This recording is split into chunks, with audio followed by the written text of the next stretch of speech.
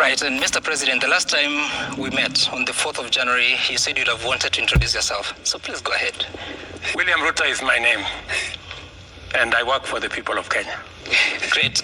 And Your Excellency, we're here to have a conversation about a review of your presidency, which started some 15 months ago, but also to be also specific to what has transpired in the year 2023. Of course, you've had a lot of activities, you've attended different events, you've spoken a lot about your focus, your vision for the country, and tonight we want to spend some time to answer the questions of accountability, what you've been able to do, what you've not been able to do, and what the promises in the coming years.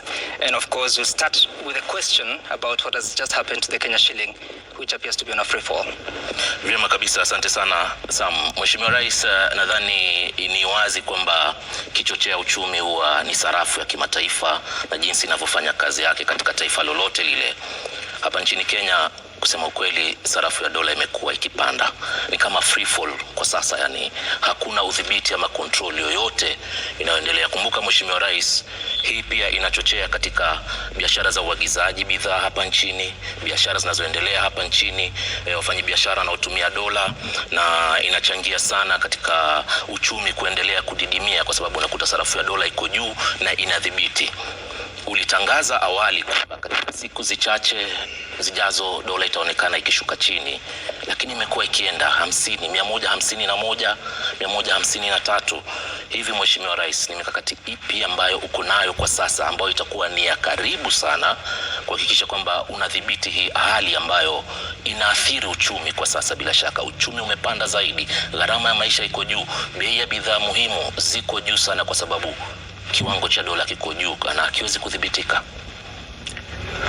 Asante sana Ali Manzu na ndugu wenzako ambao mmekuja kunitembelea.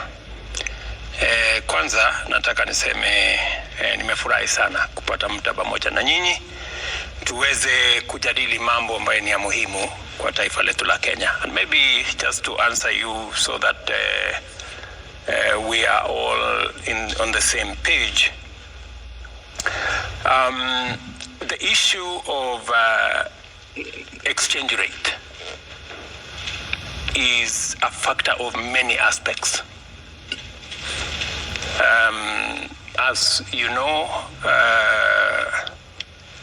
I came into office when there was a lot of fluid activity in the space. We had a serious situation caused by COVID. We had a big war in Europe.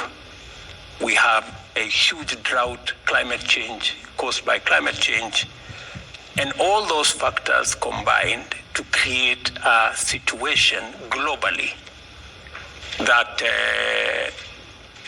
increased the price of commodities that we import, increased demand for the dollar. And in fact, what has happened is that the Fed, that is the central bank of the US, if you wish, has increased interest rates from 0.25 to 5.25. In fact, in the history of the Fed, this is the steepest interest rate increase in its history.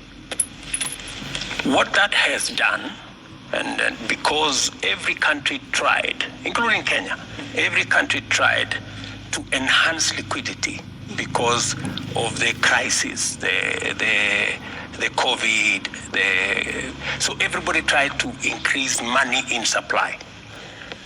In the process, we created a very serious situation of inflation. And when inflation ran away, in fact, for some countries, inflation has gone all the way to 40%, especially in our continent.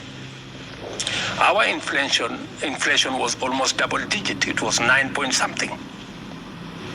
So what the world has done, and which Kenya we are doing, is to manage inflation, to manage money supply.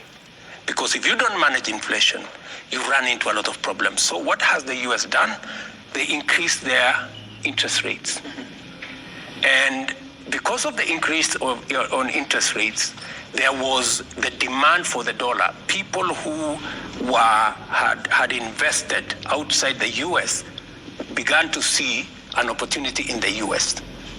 And so there was a lot of dollars leaving Kenya, leaving other countries, going to the US. What does that mean? It reduces the supply of dollars. And therefore,